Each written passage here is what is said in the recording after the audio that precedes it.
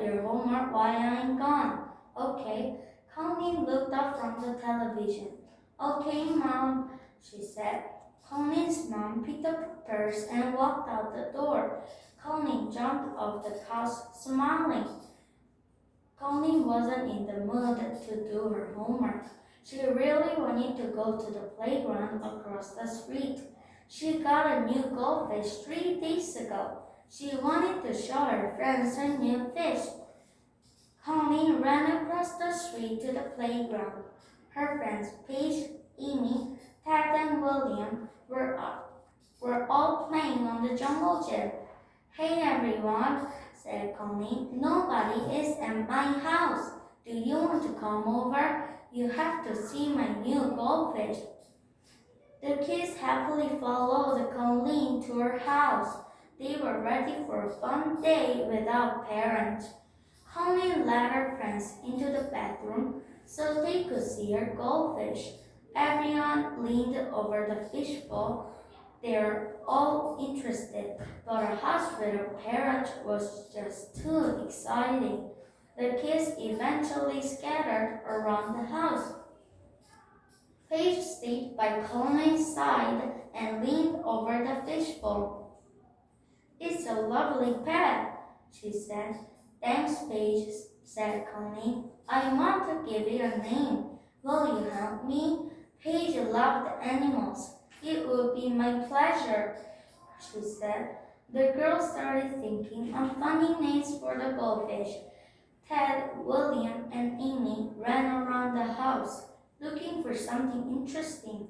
Amy turned the television to a music channel and sang along with the songs. She wanted to be a singer when she grew up. Ted and William started playing hide and seek in Colleen's house. There were a million new places to hide. Amy turned the television up louder. She danced in front of the TV like her favorite singers.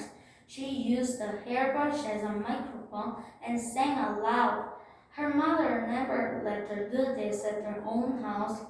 The boys played hide and seek all over the house. Ted found William in a bedroom closet, and William screamed and laughed in surprise.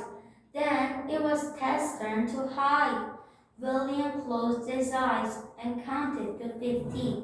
Ted ran down a hall and disappeared into another room. They were having so much fun. William opened his eyes and started his hunt. Amy continued to dance in front of the loud television and sing into the hairbrush. Suddenly, through all the noise, Colleen screamed from her bedroom. Something was very wrong. Paige said, I'm so sorry, Colleen. I didn't mean to drop it. There on the floor was Colleen's new pet goldfish. It was wiggling around on the floor. The goldfish was slippery and Paige couldn't pick it up. Let me try, Colleen said, but the fish's scales were too slippery. She couldn't pick it up either. As the girls tried to put the fish back in its bowl, William ran by. Have you seen Ted? He asked. The girls didn't answer because they were worried about the fish. William didn't notice the poor fish. He ran off to find Ted, giggling. William looked everywhere. He opened the refrigerator. He opened the refrigerator in the kitchen. There was only food in there. He checked the bathroom, but no log. He checked behind the sofa and in the room where Amy was singing. Ted had disappeared. Ted is really good at hide and seek, William whispered to himself. Amy stopped singing for a moment when William came into the room, but as quickly as he arrived, he was gone. She shrugged and turned up the television volume a little bit more. A new song began, one of her favorites, and she began singing again. She closed her eyes and imagined she was famous. Amy spun around in her daydream. She imagined She was performing in front of thousands of people. Everyone she imagined came to the concert to see only her, famous Amy. She turned around and her leg accidentally kicked the flower pot. Oh no, she said as the flower pot flew through the air. It didn't break into pieces. However, the flour and all the dirt spilled everywhere. Amy dropped the hairbrush. She looked down at the flour and the dirt. Now I've done it, she said. Without Mom, Colleen couldn't control her friends.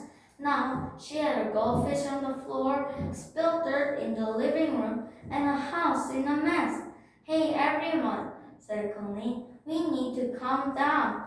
We have to clean up this mess before my mom comes home.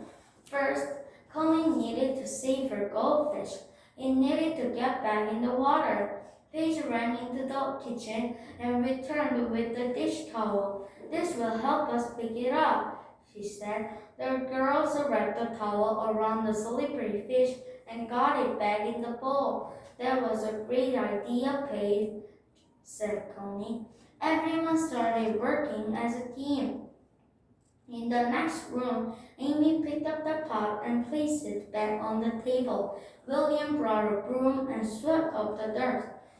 They both worked together to put the flour and the dirt back in the pot. After the major messes were cleaned up, the kids needed to look for Ted. Nobody knew where he was. Maybe he still thinks you're playing hide and seek, said Connie. William agreed. The kids checked everywhere. Finally, Colleen opened the closet, and there was Ted, sound asleep. Come here, everyone, said Connie. I found Ted. The kids rushed to the closet door, and their laughter woke Ted up. William said, I was going to look there next. Ted stretched and stood up. Is the game over? He asked. They all laughed until their bellies hurt. All right, my friends, said Connie. We had our fun.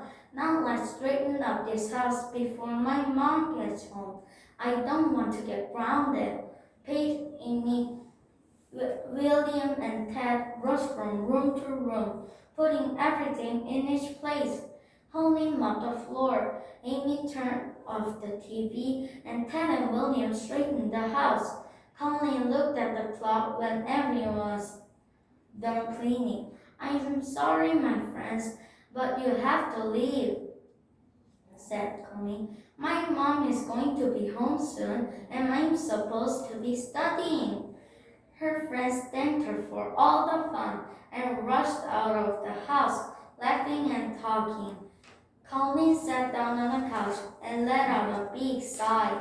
Just then, the door opened, and her mom walked in. Hi, Colleen, she said. Hi, Mom, said Colleen, jumping off the couch and hugging her mom. Did you finish your homework? Mom asked.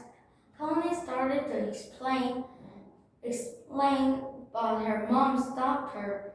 Listen, sweetie, I saw the kids running from the house, said Mom. Just remember, even when I'm not around, you'll still have to act like a responsible young lady.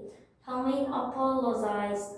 Kids don't listen to anyone, she said, hugging her mom again. I never knew how hard your job was. Very good. That's